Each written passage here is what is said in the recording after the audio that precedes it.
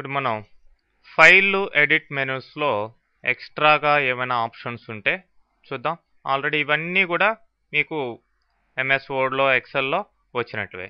అయితే ఇక్కడ package for CD అనే ఆప్షన్ ఎక్స్ట్రాగా ఉంది.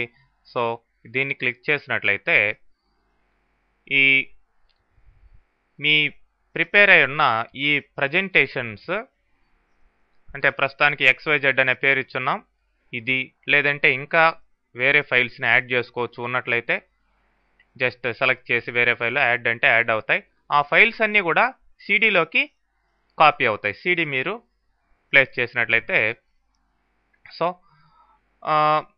ఆ సిడీకి నేమ్ ఇవ్వచ్చు. మరి ఆ సిడీని వేరే కంప్యూటర్లో PowerPoint లేకపోయినా కానీ మీరు ప్లే చేసుకోవచ్చు అనమాట.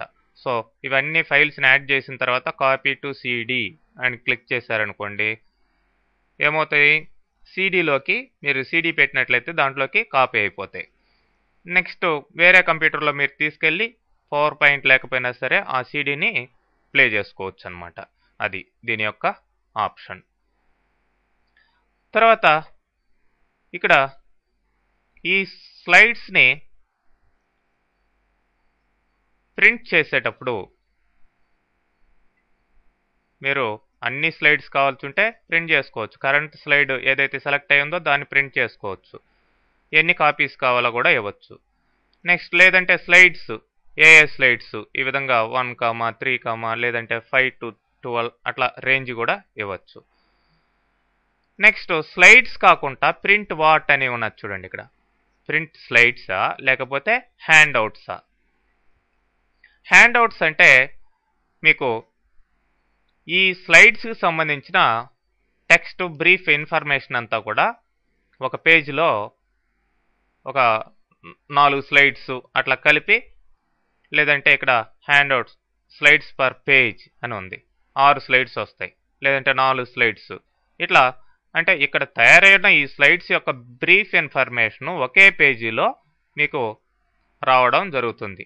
ఒక పేజీలో ఎన్ని స్లైడ్స్ యొక్క ఇన్ఫర్మేషన్ కావాలనేది ఇక్కడ తీసుకోవచ్చు అనమాట. ఆ విధంగా హ్యాండ్ అవుట్స్ని ప్రిపేర్ చేసుకోవచ్చు. మరి ప్రింట్ అయ్యేటప్పుడు ఇవి కలరా, గ్రే స్కేలా, బ్లాక్ అండ్ వైటా, ఇది కూడా సెలెక్ట్ చేసుకుంటే దాని ప్రకారం ప్రింట్ అవుతాయి. ఈ ఆర్డరు, ఈ హ్యాండ్ అవుట్స్ ప్రింట్ అయ్యే ఆర్డర్ వర్టికలా హారిజాంటలా అనేది కూడా మీరు సెలెక్ట్ చేసుకుని ఫైనల్గా ఓకే ప్రెస్ చేసినట్లయితే అవి ప్రింట్ అయిపోతాయి, హ్యాండ్ అవుట్స్ అనమాట. అలానే నోట్స్ పేజెస్ అంటే మీ మామూలుగా ప్రిపేర్ చేసుకునే స్లైడ్స్కి ఇక్కడ వస్తుంది. మామూలు జనరల్గా ప్రిపేర్ చేసుకున్న స్లైడ్స్కి మీ రెఫరెన్స్ కోసం మీరు నోట్ పేజెస్ ప్రిపేర్ చేసుకుంటారు. మరి ఆ నోట్ పేజెస్ మాత్రం అంటే స్లైడ్స్లో ఉన్న ఇన్ఫర్మేషన్ కాకుండా నోట్ పేజెస్లో ఉండే ఇన్ఫర్మేషన్ ప్రింట్ అవుతుందన్నమాట. ఓకే, ఫైనల్గా ఓకే ప్రెస్ చేసి మీరు ప్రింటింగ్ తీసుకోవచ్చు. నెక్స్ట్ ఎడిట్ మెనూలో ఉన్న ఆప్షన్స్ చూసినట్లయితే ఎడిట్ మెనూలో undo, redo, cut, copy, paste ఇవన్నీ కూడా సేమే. నెక్స్ట్ ఇక్కడ క్లియర్ అని ఉంది.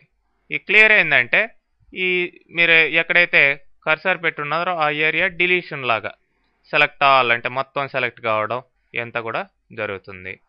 నెక్స్ట్ డూప్లికేట్ అని ఉంది. మీ యొక్క స్లైడ్కి డూప్లికేషన్ రావడం జరుగుతుంది. ఇక్కడ క్లిక్ చేయండి, ఇక్కడ కర్సర్ పెట్టకండి, ఇక్కడ క్లిక్ చేసుకోండి. ఏ స్లైడ్కి డూప్లికేట్ కావాలో, లేదంటే number of slides, first slide select చేశారు, మళ్ళీ షిఫ్ట్ పట్టుకొని రెండో స్లైడ్ మీద క్లిక్ చేస్తే ఇవి 2 సెలెక్ట్ అయి ఉన్నాయి. ఈ 2 డూప్లికేట్ కావాలనుకోండి, డూప్లికేట్ అనేవ్వండి. చూడండి 2 డూప్లికేషన్ అవ్వడం జరిగింది. నేను అండు డూప్లికేట్ అని ఇస్తున్నాను.